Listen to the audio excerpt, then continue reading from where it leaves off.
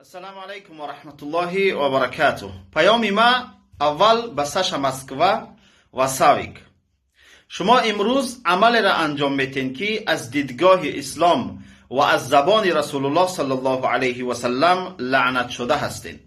امام احمد روایت میکنه در حدیث صحیح پیامبر صلی الله علیه و سلم گفتن لعن الله من عمل عمل قوم لوط، لعن الله من عمل عمل قوم لوط، لعن الله من عمل عمل قوم لوط.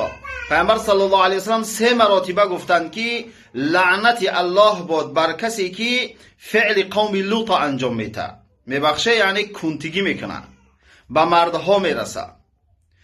شما از دیدگاه شریعت و از زبان رسول الله لعنت شده هستین تا وقتی که توبه نکنین و به سوی الله برنگردین. پیام دیگری ما به پادپیسچیکای صحیفه ساویک و ساشا مسکوا.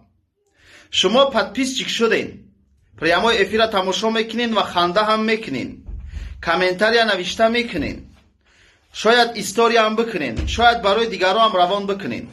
بدانین که اگر توبه نکنین و از صحیفه بیرون نشوین، عذاب دردناک الهی شما را انتظار است. الله در قرآن میگه ولا تعاونوا علی الاثم والعدوان، در کارهای گناه همدیگر را کمک نکنین، همدیگر را کمک نکنین.